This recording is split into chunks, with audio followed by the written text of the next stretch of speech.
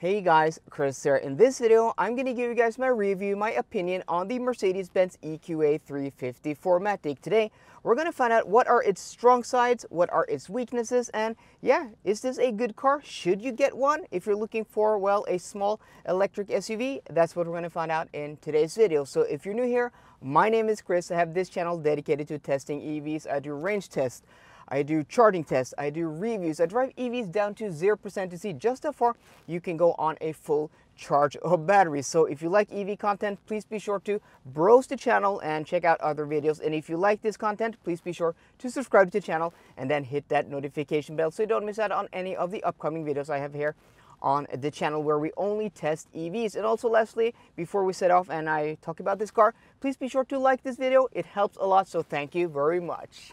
Before I take you guys out on the road and tell you what this car is like to drive, I'm going to give you guys some stats, some numbers, and some facts. So this being the EQA 350 4MATIC, this is the top model in the EQA range. And 4MATIC means it has four-wheel drive. So dual electric motors, 292 horsepower, 0 to 100 kilometers an hour in 6 seconds flat.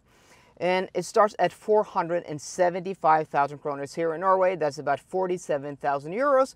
But this car, this is the AMG line with a lot of options. I think this basically has all the boxes ticked. And this car, I'm sitting in here in rose gold metallic, cost 664,000 kroners. That's 66,000 euros. That's almost 200,000 kroners or 20,000 euros in options. Yeah, this car here is very expensive. So this being the AMG line, it gets 19-inch wheels. I actually do like these wheels.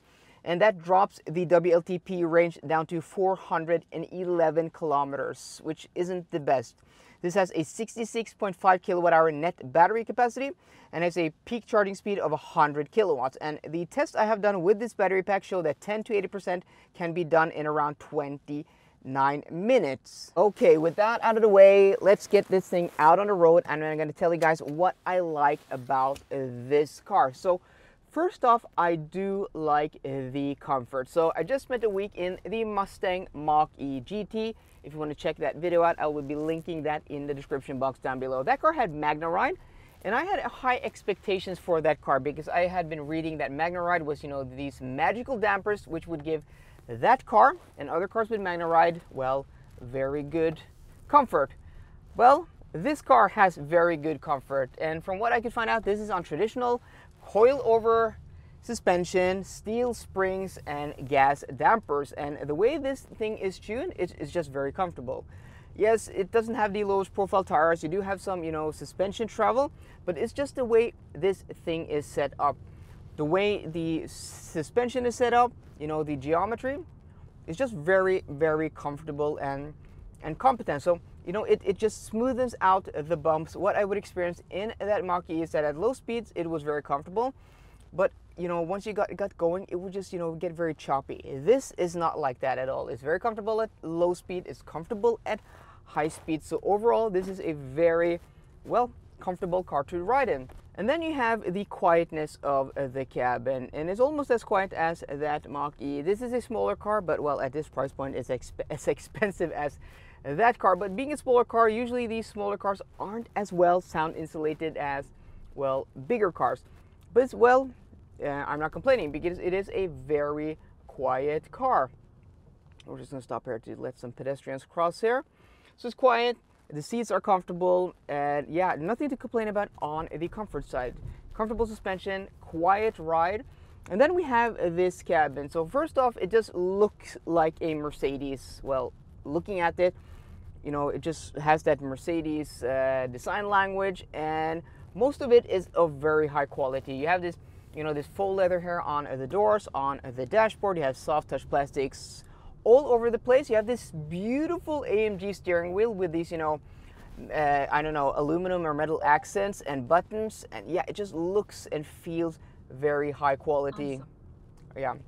Don't say the name of the car when you're driving it because it will give you, well, yeah, voice commands. So we're gonna go and say cancel. Thank you. So I mean the dual screens. I can't help you with it right now. Okay, thank you. So you have the dual screens, 10.25 inches each one of these, and yeah, It's just a nice cabin, a nice place to sit. You know, these vents look really nice, and look at that. This road is really bad. They've been doing some construction here the past week, and these speed bumps also. But yeah, I'm not bothered because it's just a very comfortable place to sit in this EQA. So I'm very impressed about that. So, you know, interior is nice and materials are nice. I do like the fact that you have a lot of physical buttons there. So the HVAC controls are physical. You have a lot of, you know, this is the previous generation of MBUX, which gives you this touchpad down here and a lot of shortcut buttons, and I do like that. The MBUX in itself is also a thing I like. It's not as easy as the newest MBUX that you get in the Mercedes-Benz EQS, but what this has is has a lot of physical buttons and shortcut buttons.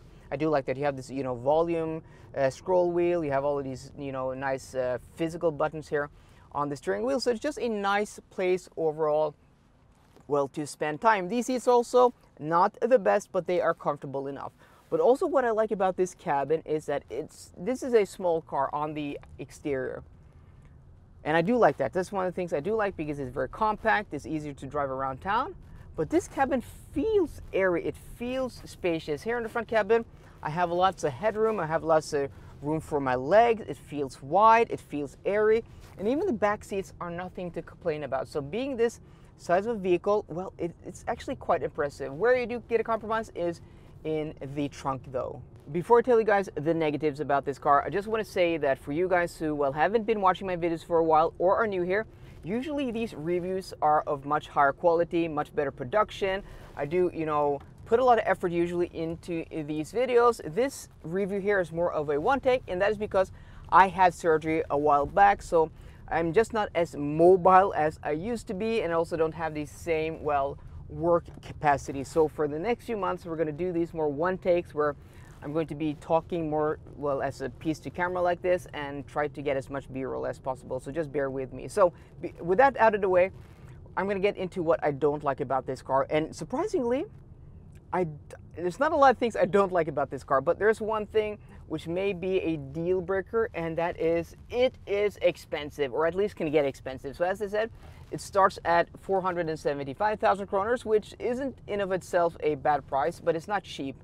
But well, that is for the top model with this performance, with four-wheel drive, and you know, you get this Mercedes ride quality, build quality, you get that badge. I also think it looks quite, you know, nice on the outside, maybe a little bit bland.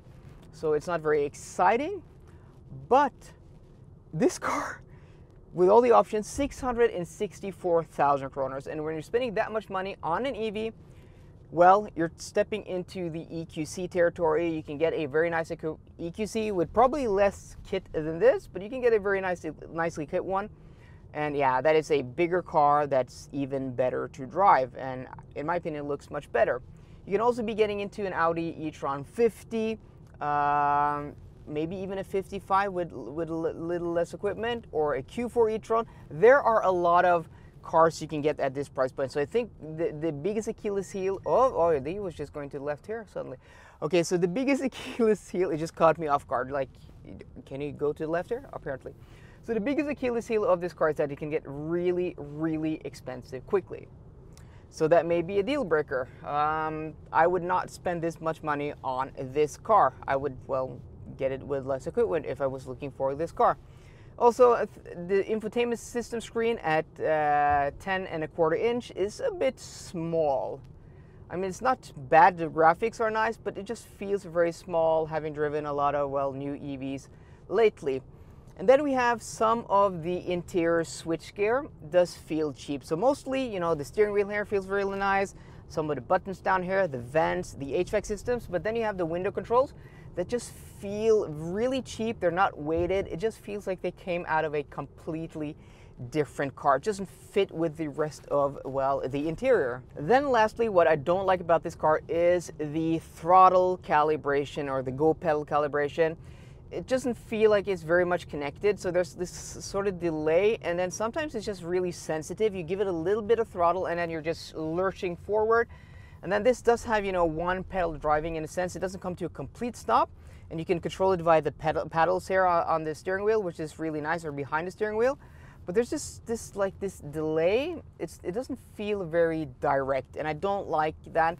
Usually I'm a huge fan of one pedal driving, like in the Polestar 2 or in the Tesla Model 3. The cars that do one pedal driving really well do it really well. This is not one of those cars, so I'm not a huge fan of the throttle calibration. It's really hard to drive this car smoothly and to anticipate what it's actually going to do. You end up like guessing what how the car's going to behave. In conclusion, there are a lot of things I like about the EQA 350 4MATIC. It's kind of funny because last week I had the Mustang Mach-E GT, a car I had really high expectations for, a car that I really was hoping to like, but a car that I was, well, disappointed me in a lot of ways.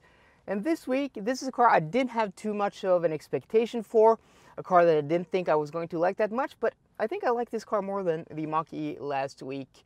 It definitely isn't as pretty, but the interior, the way it drives, I think I like it better. But the thing to be, well, on guard for is the options. This car can get really expensive really quickly. So again, I think at 600 and almost 70,000 kroners, it's not a very good buy. But can you get this car? Well, at 550 or 600,000 kroners, around 55,000 euros or 60,000 euros, I think this is a very good buy. But well, shop around and depending on what you're looking at. So guys, I hope you enjoyed today's video. If you did, please drop me a thumbs up down below. And for more car content, as always, please subscribe. See you guys later and goodbye.